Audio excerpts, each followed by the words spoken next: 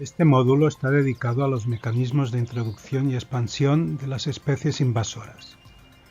En esta segunda unidad hablaremos de los distintos mecanismos de invasión, las vías de entrada, los vectores y las rutas de entrada. Como hemos comentado, la actividad humana tiene un gran impacto sobre el transporte de las especies exóticas invasoras.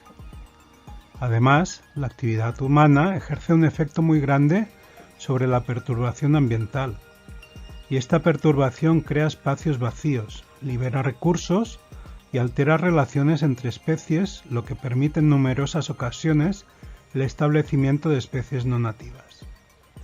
Esta idea de que la mayoría de especies no nativas se encuentran en áreas sometidas a perturbación relacionada con la actividad humana fue sugerida por primera vez por Charles Elton, precursor del estudio de las invasiones biológicas y la ecología de las invasiones en 1958.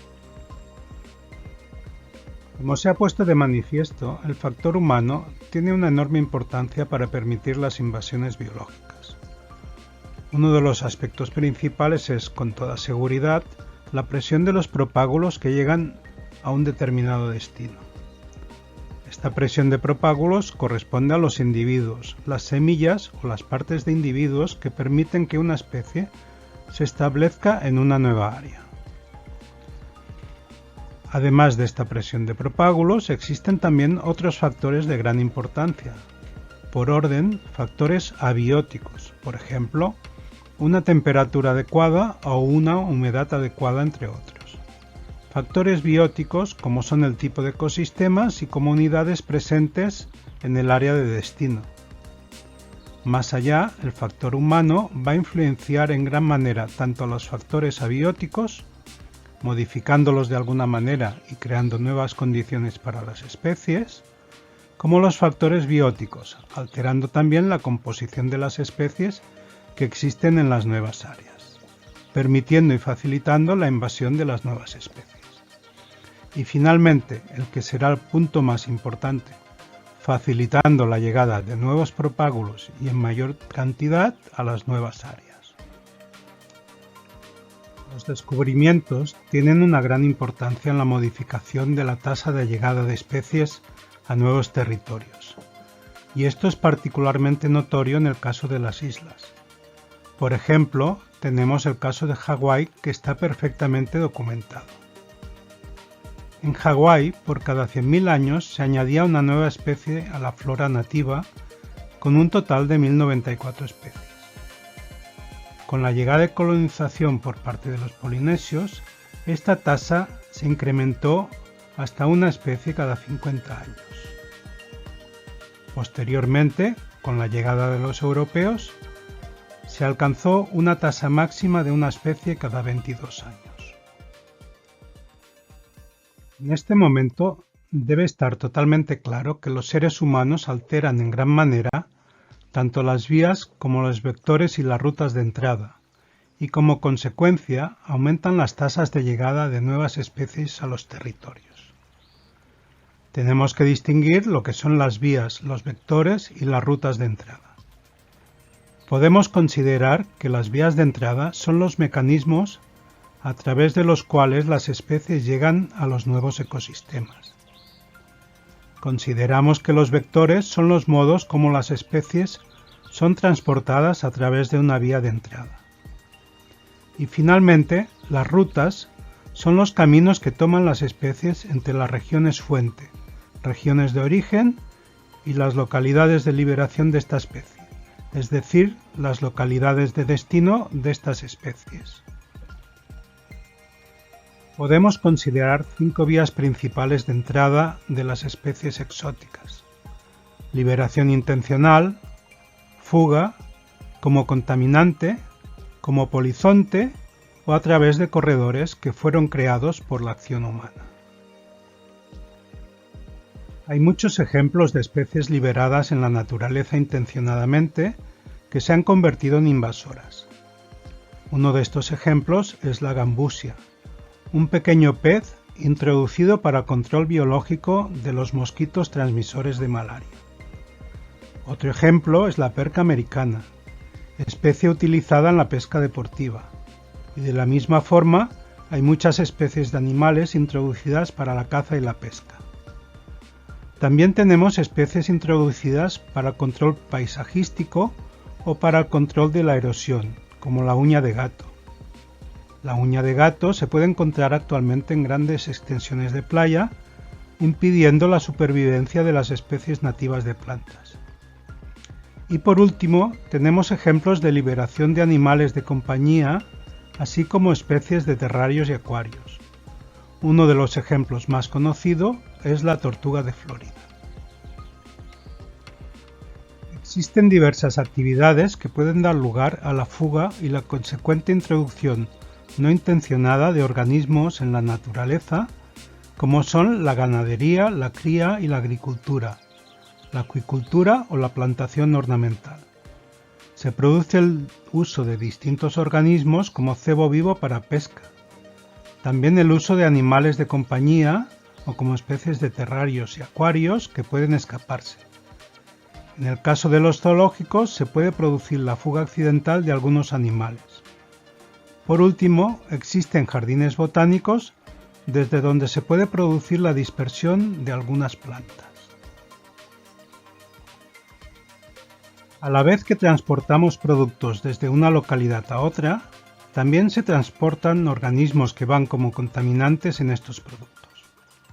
Este hecho se puede producir a través del comercio de mercancías contaminadas, como en el caso de una alga, el helecho de agua asociado al comercio de arroz. Asociado a materiales de empaquetado, tenemos el ejemplo de un cerambícido transportado en el embalaje de los productos. Y también tenemos organismos contaminantes en productos de acuicultura. Este es el caso de otra alga, la Gracilaria asiática, transportada de este modo. Existen numerosos ejemplos de contaminantes en mercancías, como pueden ser garrapatas, ácaros, pulgas y otros parásitos en animales domésticos o en ganado.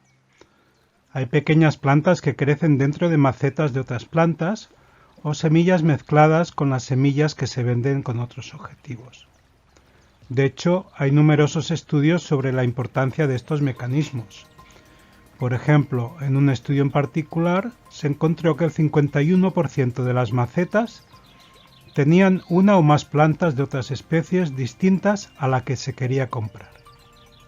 En otro estudio sobre balas de heno importadas a Australia, se encontraron 70.000 semillas por bala y 105 especies no nativas en 38 balas.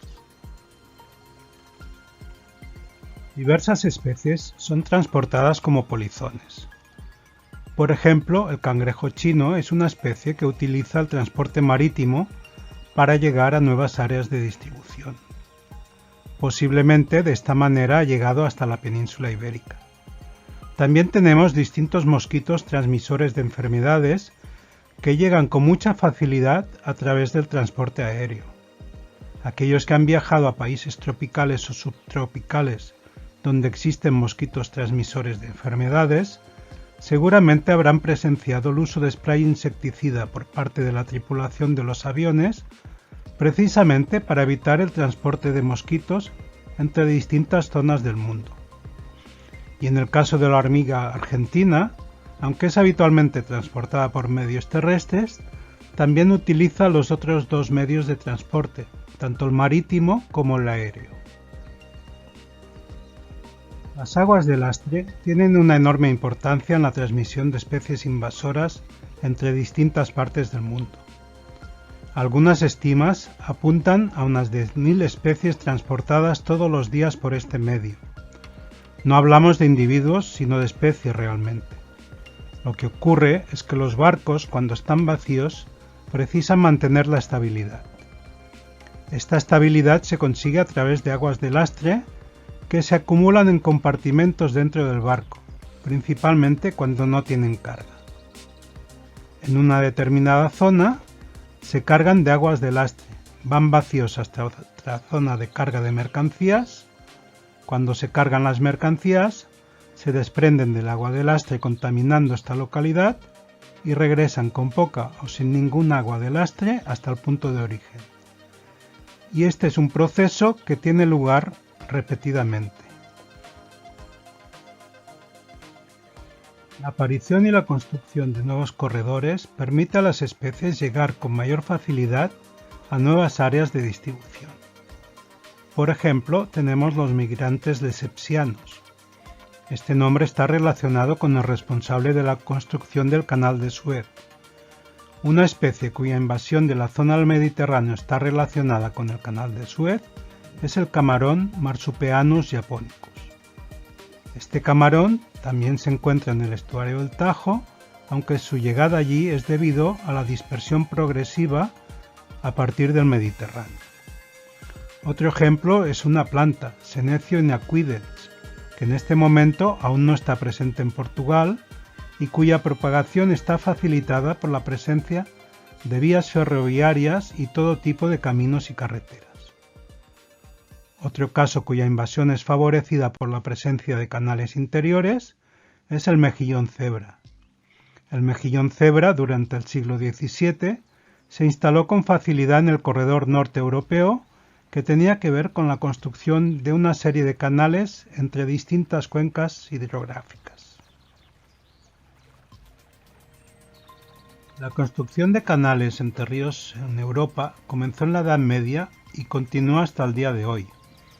En la figura de la izquierda podemos ver las conexiones y la fecha de construcción de estas conexiones entre ríos que permitió la invasión de las distintas cuencas por parte de numerosas especies.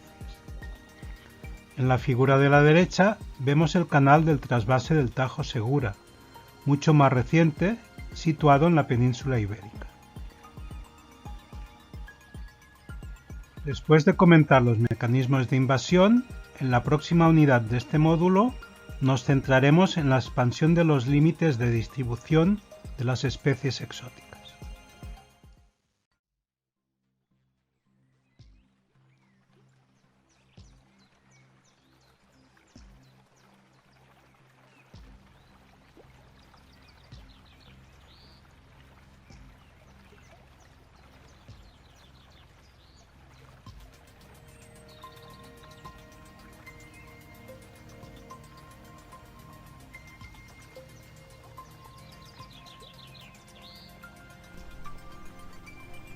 Curso realizado en el marco de proyecto Life in Basacua, con el apoyo del programa financiero LIFE de la Unión Europea.